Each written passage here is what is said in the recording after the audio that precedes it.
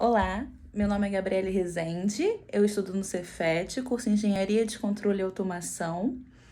O vídeo de hoje é da disciplina Física 3 com o professor Laércio e é sobre o seminário 3, que aborda o eletromagnetismo. Então vamos lá. Então vamos lá, professor. Já deixei desenhado aqui, porque eu já falei, apaguei várias vezes, já joguei umas 2 folhas fora, então já deixei aqui o desenho. Nessa questão do seminário 3, ela aborda, como eu falei, do tema eletromagnetismo.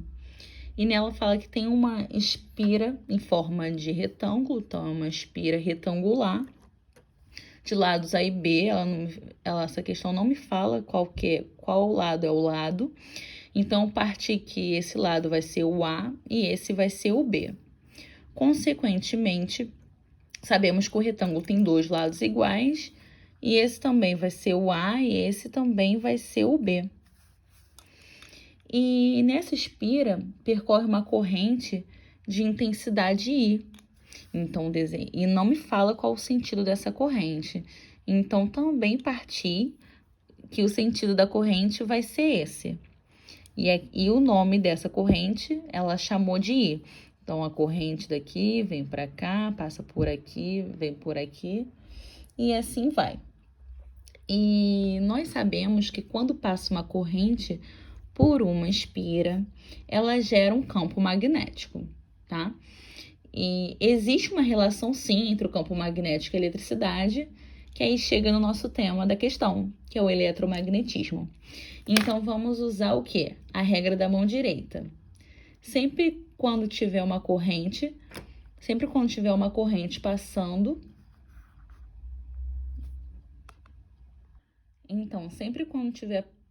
uma corrente, você vai pegar o seu polegar,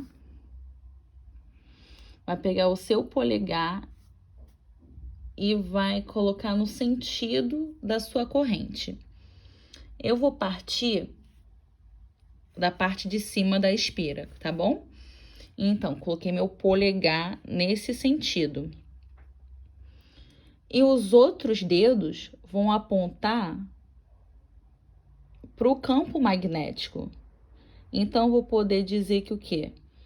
Que o campo magnético vai para dentro da folha, vai entrar na folha. Então, meu campo magnético vai entrar na folha. E a gente pode ver que os dedos ficam como se tivesse forma de uma curvatura. Então, ela vai entrar aqui e ela vai sair. Então, o meu polegar vai estar no sentido da corrente. Vou fazer o movimento de curvatura. Dá para ver que o meu campo magnético está entrando na folha e vai estar saindo pelo outro lado. Então, vale lembrar que o campo magnético é como se fosse um anel. Então, ao mesmo tempo que ele entra de um lado, ele está saindo do outro lado. Por isso que a gente fala que lembra de um anel. Mas agora eu vou apagar aqui para já não ficar mais feio que o desenho tá. Então, essa seria a nossa representação. Mas esse exercício não vai precisar. Deixa eu apagar aqui. Não vai precisar usar isso porque ele não quer saber para onde estará apontando. Ele não definiu nada a respeito do sinal, se vai estar entrando, se vai estar saindo. Então, não precisamos nos preocupar.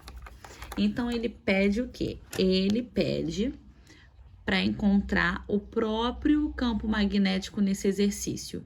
Ele só dá isso de informação. Então, ele pede o quê? Para a gente encontrar o próprio campo magnético nesse exercício. E ele só dá isso de informação. Só isso mesmo. Então, vamos lá. O que ele dá de informação? Tem uma espira retangular que passa o quê? Uma corrente que ele chamou de I. E essa corrente é constante, vale lembrar. E existe um ponto no centro que eu fiz aqui, E eu quero saber qual é o ponto magnético que está sendo aplicado sobre ele. Então, vamos lá. Para a gente começar a fazer esse exercício, a gente vai ter que lembrar de uma lei que se chama lei de Biot-Savart. Tá bom. E o que diz essa lei? Ela fala pra gente que o campo magnético, ou uma quantidade infinitesimal de campo magnético, ou seja, vai ser o quê? Uma quantidade bem pequenininha do campo magnético. Ela pode ser descrita com a seguinte fórmula, que é B, que é igual ao μ0 sobre 4π vezes uma quantidade de carga que multiplica o vetor velocidade e multiplica vetorialmente o vetor R sobre o quê? Sobre o R ao quadrado. Então, essa é a lei de Biot-Savart. Então, ela é o ponto de início para a gente começar a questão.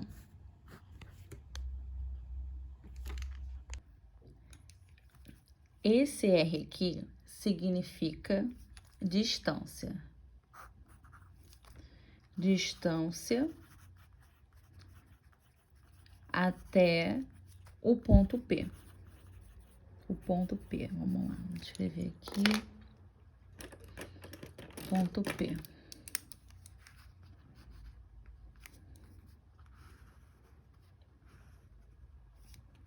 Né? Então, é uma distância que partindo de qualquer ponto da espira até o ponto P.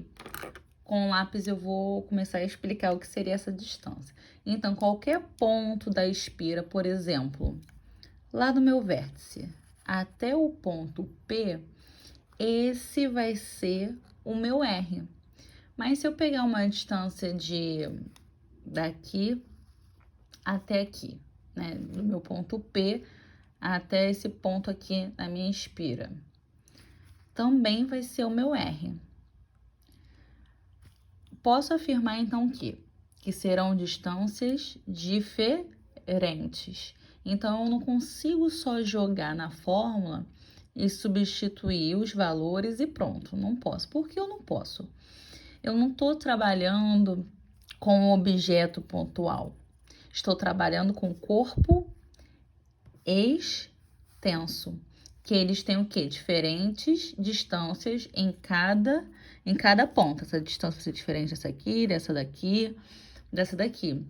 Então, para isso eu vou ter que usar o quê? Vou ter que usar a integração. Eu vou ter que forçar ele a ser um corpo pontual. Então, eu vou pegar e eu vou supor que eu vou trabalhar com um pedaço bem pequenininho, bem pequenininho. Vou trabalhar com essa distância.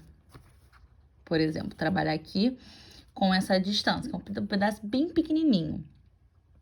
E eu vou tentar o quê? Extrapolar, fazer a integral para cobrir toda essa região. Então, fazer o seguinte, que eu vou fazer de um lado, depois do outro, depois do outro, depois do outro. Mas, no decorrer do exercício, vamos ver que só vamos precisar fazer de apenas um e replicar para os outros lados. Então, professor, eu vou tratar como um elemento infinitesimal. Eu vou chamar de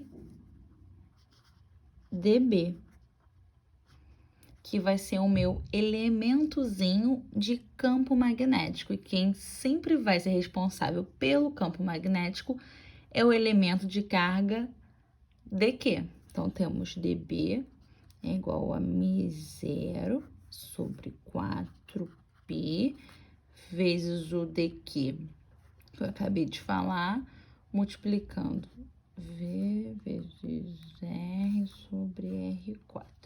R4 não, R ao quadrado, desculpa. Então, se tem carga, pode haver campo magnético. Então, só é necessário que essa carga esteja o quê? Em movimento. Se tiver parada, aí realmente não vai ter campo magnético, precisa ter movimento, beleza. Então, se nós temos nos dois lados um dB, que é um diferencial, que é um elemento infinitesimal, dos dois lados, a gente então pode aplicar o quê? A integral dos dois lados. Ai, meu Deus, saiu. Ficou, tipo, um pouco feio, mas é isso aí. Então, eu reescrevi aqui. B vai ser igual a, porém, ó, sabemos que tudo que é constante vai para o quê? Vai para fora da integral, nada que sofre variação. A gente pode jogar para o lado de fora. Então, nada que sofre variação, a gente vai jogar para o lado de fora. O μ0 sobre 4π, ele vai aparecer em todos os exercícios que usa essa lei de Biot-Savart. Ele viu que existia essa constante multiplicando. Então, vou botar aqui, vou colocar a minha integral e repito o restante.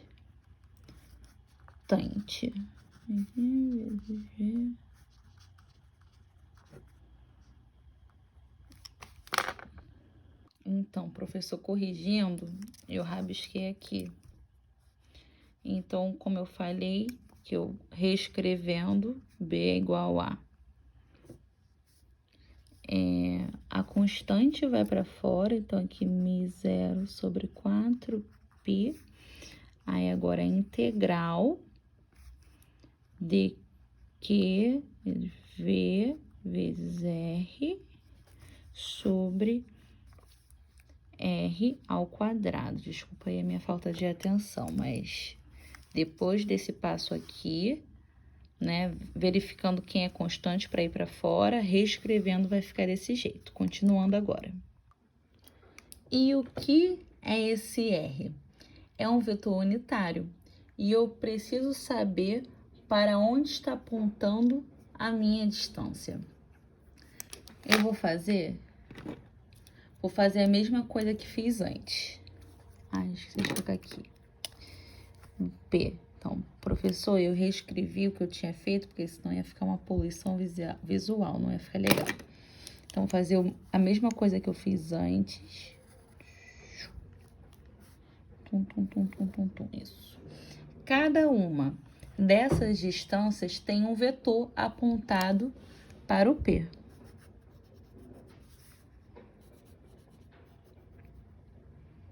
E esses vetores são diferentes. Estou falando em direção e sentido em que estão apontando. No momento, não estou falando do tamanho deles. Veja que o R varia quando você está rodando na espira. Então, a gente usa esse vetor unitário porque a gente tem que levar isso em consideração no exercício. E o vetor unitário sempre aponta para o P. Então, aqui, vetor unitário aponta para o P.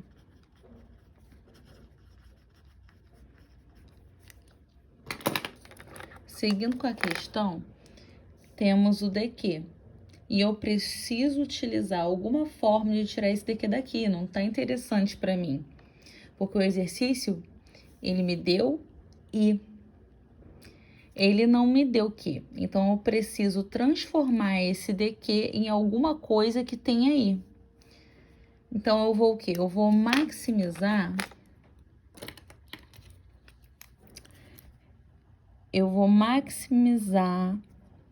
um pedacinho dessa espira. E dentro dessa espira, temos o quê? Temos uma corrente passando por ela. A gente aprende o quê? Que a corrente, o foco aqui, que a corrente é igual à variação da carga em um determinado tempo.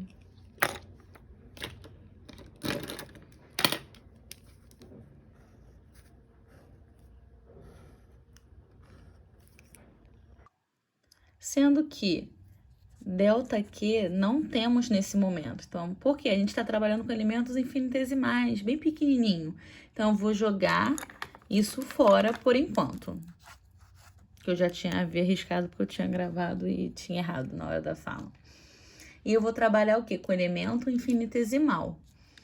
Então, cadê o... aqui. Então, eu vou pegar um elemento bem pequenininho desse fio. E esse elementozinho tem uma carguinha. Tem uma carguinha que a gente vai chamar de... que a gente chama de DQ. Aí eu vou falar o quê? Que meu I... Peraí... Cadê minha caneta? Achei. Então, eu vou falar o quê? Que meu I... ele é igual ao elemento infinitesimal de carga dividido pelo elemento infinitesimal de T. Como eu quero DQ, eu vou jogar esse DT para o outro lado multiplicando. Então, vai ficar DQ é igual a I vezes DT.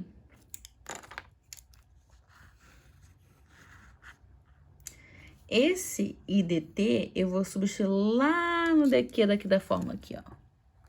Vou substituir aqui. Aí vai ficar assim. B é igual a μ0 sobre 4π integral. Aí aqui não é o DQ, DQ é quem? I DT.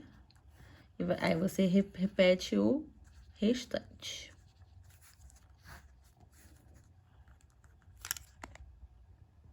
Continuando, o nosso I aqui é uma constante, então vai sair da integral. Então, fica μ0 I sobre 4π.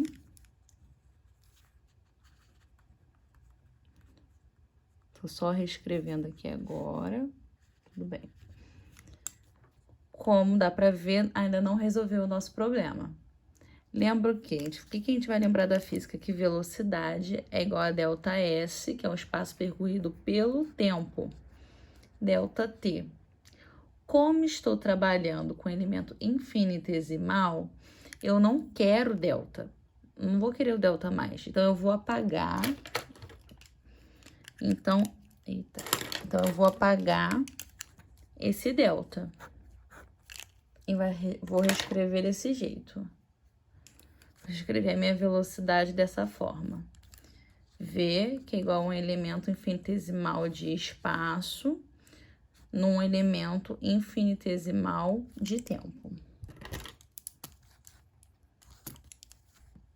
Sendo que, como geralmente o DS é pra gente calcular a área, eu vou reescrever desse jeito.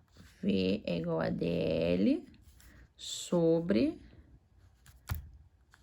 DT. Só para não confundir mesmo no decorrer do exercício. Então, eu vou substituir o V aqui na nossa expressão. Ah, e como o V ele é vetorial, vou colocar um vetorzinho aqui também. Que ele é vetorial, tá? Vai ficar, peraí, vai ficar B é igual a μ0i sobre 4π integral de dt. O nosso... Nossa, ficou um pouco perdido, né? Ó, eu vim daqui e vim pra cá. dt. Nosso V é quem? dl sobre dt. Vezes o R sobre R ao quadrado. Temos um dt aqui, temos um dt aqui. A gente pode cortar. Então, reescrevendo, vai ficar igual B é igual a μ0i sobre 4p integral de dl vezes o r sobre r ao quadrado.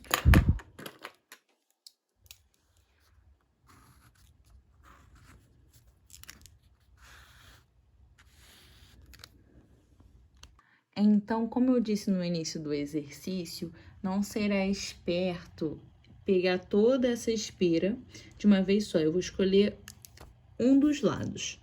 Eu vou escolher esse B aqui de baixo e representá-lo.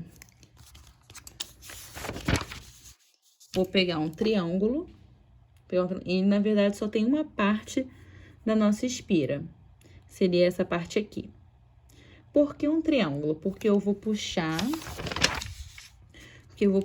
dessa extremidade aqui até o P e dessa outra extremidade daqui até o P também. Então, essas são as nossas duas distâncias. Aqui, ó. Essa aqui vai ser minha distância, essa daqui vai ser minha outra distância. Então, quando eu fizer a integração, disso daqui tudo, eu vou fazer dessa parte até aqui. Então, por isso que eu liguei essas duas extremidades. Então, continuando, esse daqui vai ser meu ponto P. Essa distância aqui é o meu R, que a gente chamou de R. E também agora vai ter essa parte aqui. Esse pedacinho aqui, que vai daqui do P até aqui embaixo. E ele tem um valor, que você vai ver que é A sobre 2. Porque é a metade, se ele tá vindo daqui até aqui, então ele é metade de A. Então, vai ser A sobre 2. Então, sempre que a gente tiver as distâncias do ponto P para a espira, ela vai estar fazendo um ângulo, certo? Aqui. Também vai fazer um ângulo para cá, que vai ser um ângulo suplementar. Lembrando da fórmula, B é igual a μ0i sobre 4π integral de dl vezes o r sobre r ao quadrado. Então, estamos fazendo uma multiplicação entre dois vetores. Então, tem que saber para onde o vetor está apontando. Pois, para onde o vetor está apontando, me dá a direção do vetor resultante. Pegamos esse lado e dissemos que a corrente está passando nesse sentido aqui. Então, o ângulo que a gente vai ter que calcular vai ser o quê? Vai ser o ângulo entre a distância R e o sentido que a corrente está passando. Vou chamar esse ângulo aqui de θ. Para ficar mais fácil, eu tenho um produto dl e r. Só que eu tenho um elemento que é infinitesimal com um elemento que não é infinitesimal. Temos que transformar, então. Vou fingir, tá, que o dl está no sentido z. Que o dl está no sentido z. Então, o dl é um elemento infinitesimal de 1z vezes dz. Então, estou pegando z, que é grandão, e estou multiplicando por uma coisa pequenininha, bem pequenininha, para eu transformar esse dl em z dz. Eu estou dando uma direção para o dl. Então, eu vou trocar.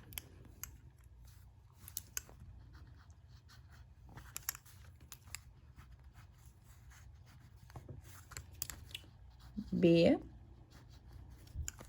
igual a M0I sobre 4π integral de dl é o quê?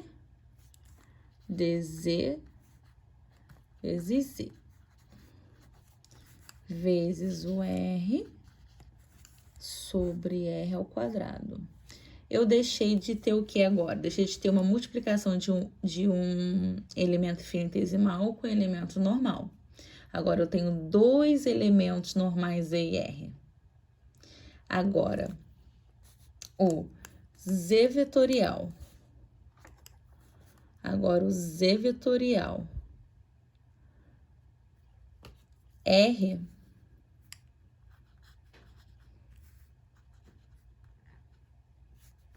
agora, o Z vetorial R, ele dá pra gente o quê? O módulo. O que vai dar pra gente? Ele vai dar o módulo de Z vezes o módulo de R vezes o seno de θ.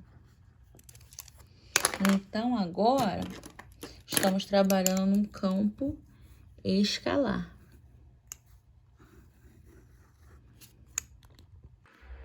Voltando a olhar para esse triângulo aqui, reescrevi o triângulo, temos esse pedaço aqui com a distância R, esse ladinho aqui, A sobre 2, eu só reescrevi esse daqui aqui. E temos aqui Z, referente ao que eu falei anteriormente. E temos esse ângulo aqui. Se a gente lembrar que metade da volta tem 180 graus, né? Assim. Isso aqui tem 180 graus. Então, você concorda comigo que isso daqui vai ser 180 menos θ? Vai ser isso. Que é a mesma coisa que eu falar que é π menos θ. Então, quando eu aplico o teorema de Pitágoras e temos o Z como eu falei aqui, vamos ter o quê? R ao quadrado é igual a A sobre 2 ao quadrado mais Z ao quadrado. Então, o que vai dar aqui? R ao quadrado igual a ao quadrado sobre 4 mais Z ao quadrado. Que vai ter aqui. E tirando a raiz disso aqui, vamos ficar R igual a A sobre 4, isso aqui é ao quadrado, mais Z ao quadrado. Podemos representar também como elevado a meio a raiz quadrada. Agora, temos que descobrir que ângulo é esse daqui, π menos θ. Então, vamos lá. Qual é o seno? O seno de π menos θ. Vai ser o quê? A sobre 2, que é o cateto oposto sobre a nossa hipotenusa, sobre R. Vamos, então, usar uma relação de subtração de arcos. Então, vai ficar assim, peraí, ficar assim, seno de π menos θ, vai ser aquela relaçãozinha. Seno de π vezes cosseno de θ, menos o seno de θ vezes o cosseno π. A gente sabe que o cosseno de π é menos 1 e o seno de π é 0. Então, vai ficar assim.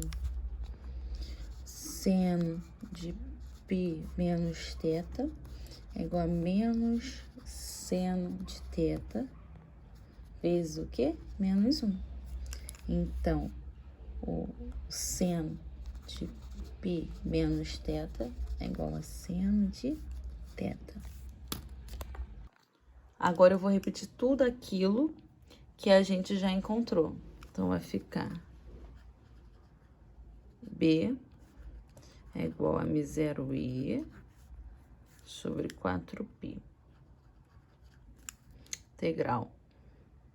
Agora, eu vou substituir o r ao quadrado, que é a ao quadrado sobre 4 mais e ao quadrado. Agora, eu vou substituir a parte de cima com o seno de θ. Então, eu vou substituir o z vetorial e o r.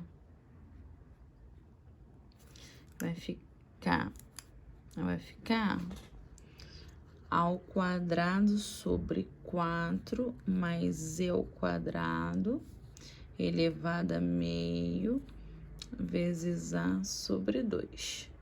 Então, substituindo, vai ficar o a sobre 2, botar o a aqui sobre 2, multiplicando 1 sobre ao quadrado sobre 4 mais z ao quadrado elevado a meio vezes o dz.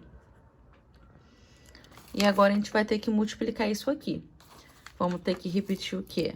Vamos repetir a base e somar os expoentes. A gente sabe que aqui é 1, então 1 mais 1,5 dá 3,5. Então, vamos lá. 0i sobre 4π, integral de a sobre 2, vamos lá, 1 sobre, vamos repetir isso aqui agora, ao quadrado sobre 4 mais z ao quadrado elevado a 3,5 vezes o dz, que é a nossa variável que estamos integrando. Então, fazendo essa integral, vamos ver que vai ficar. Vamos lá.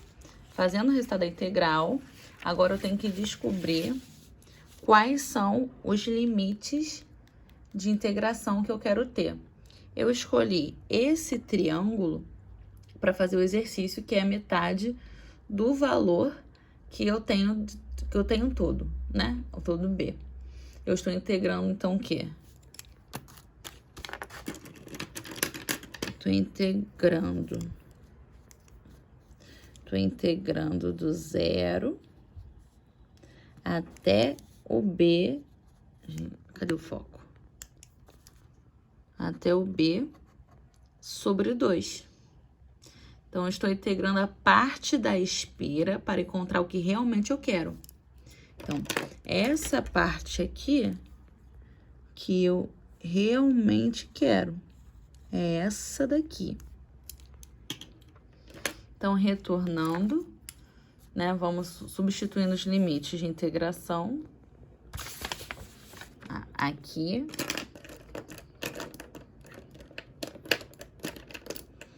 Aqui vai ficar B sobre 2 e 0.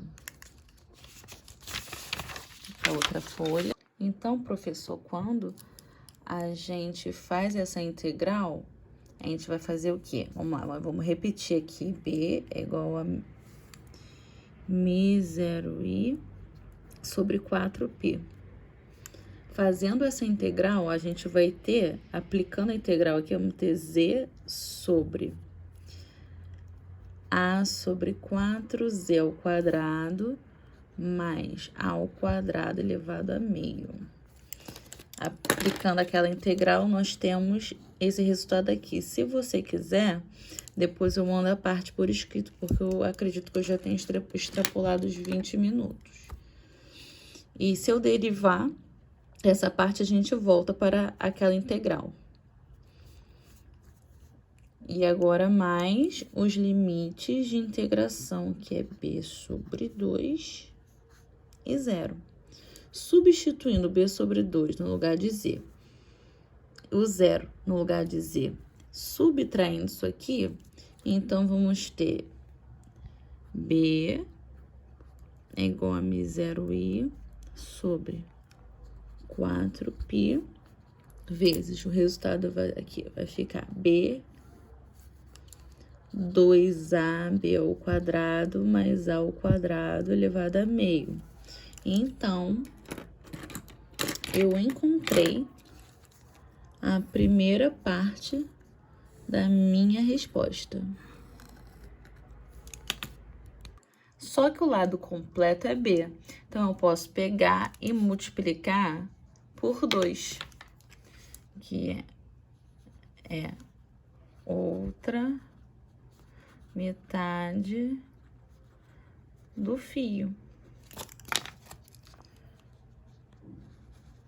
Que é outra metade do fio. Então, o resultado disso vai ficar Mi0i sobre πa. E, perdão, não existe esses 4 aqui. Porque não existe esses 4 aqui, eu vou riscar aqui só para mostrar que não existe.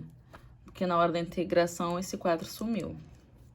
Então, vai ficar Mi0i π sobre A vezes B sobre B ao quadrado mais A ao quadrado elevado a meio.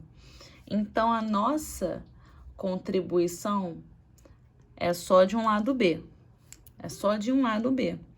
Não vamos precisar fazer tudo de novo. Vamos precisar só extrapolar para os outros lados. Então, eu tenho um lado idêntico ao B. Eu, consequentemente, vou obter o mesmo valor. Tenho dois lados B, então o outro lado vai ter também o mesmo valor. Como estão no mesmo sentido, na verdade, eles vão se somar. Então, agora, referente aos dois lados de cima, vai ficar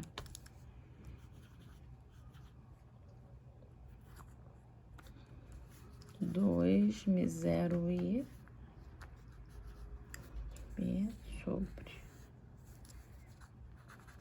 P sobre AB ao quadrado mais A ao quadrado elevado a meio.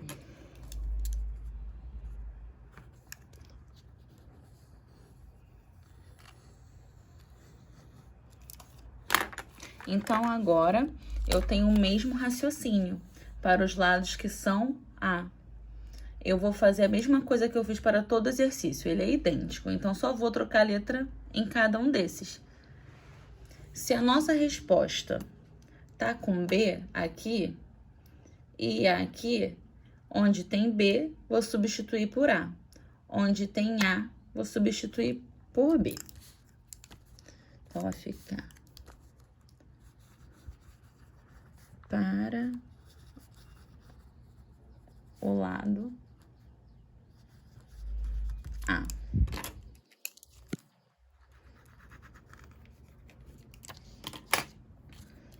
Vai ficar B, foco de novo indo embora. B vai ficar BA. 2 Mi0i vezes A sobre πb, B ao quadrado mais A ao quadrado elevado a meio. Aqui não vai fazer diferença, se for B ao quadrado mais A ao quadrado mais B ao quadrado, então vou deixar da mesma forma. O meu B total vai ser a soma do B referente aos lados B e o de B referente aos lados A. Então, vai ficar B total, BB mais BA. Então, B total vai ficar igual a 2 Mi0ia sobre πb, B ao quadrado mais A ao quadrado, elevado a meio. Mais 2 Mi0ib sobre πa, B ao quadrado mais A ao quadrado elevado a meio. vou fazer o quê? Eu vou multiplicar esses daqui por A e vou multiplicar esses daqui por B. Então, ai meu Deus, será que vai dar aqui? Eu acho que dá assim. O B total vai dar assim, pensei que não fosse dar, 2m0 e A ao quadrado, mais 2m0 e B ao quadrado, sobre πb, B ao quadrado, mais A ao quadrado elevado a meio. Colocando ele em evidência, vou ficar com 2m0i ao quadrado mais B ao quadrado sobre πb ao quadrado mais B ao quadrado elevado a meio. Fazendo a multiplicação dos expoentes, 1 menos 1,5 vai dar meio. Então, a resposta vai ficar 2m0i sobre, A ao quadrado mais B ao quadrado elevado a meio sobre πb. Ou a gente pode reescrever assim, 2m0i raiz de A ao quadrado mais B ao quadrado sobre πb. E achamos a nossa resposta da letra A. Agora, a letra B, ele fala que quando o A for muito maior do que B. Se a gente pegar um A muito maior do que B, vamos reescrever assim. Vamos reescrevendo, né?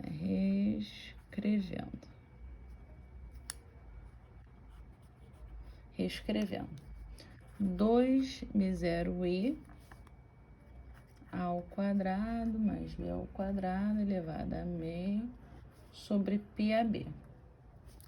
Então, não vamos ter necessidade, não temos necessidade de fazer um limite. Por quê? Porque, na verdade, temos o A muito maior do que B. Então, quando você faz uma soma que é muito grande com uma coisa que é muito pequena, o resultado vai ser muito próximo dessa coisa que é muito grande. O resultado vai entender a essa coisa muito grande. Então, se eu estou usando essa restrição aqui, com uma restrição A muito maior que o B, então, nessa soma aqui que estou fazendo, posso cancelar o meu B, já que esse B é praticamente zero, ele tende a zero. Então, vai ficar 2m0i ao quadrado elevado a meio sobre πb. Ah, Gabriele, por que você não cancelou esse B? Porque a gente está multiplicando uma coisa que é muito grande com uma coisa que é muito pequena. Então, na multiplicação, isso importa. Então, beleza. Aqui. O que vai ser A ao quadrado elevado a meio? Vai dar A. Então, você concorda comigo que eu posso cortar esse A com esse A. Né? Com A de cima, com A de baixo. Então, vai ficar 2m0i sobre π sobre B. E essa é a nossa resposta da letra B. Então, é isso, professor. Desculpa aí pelo tempo. Eu tenho certeza que eu extrapolei os 20 minutos. É isso aí.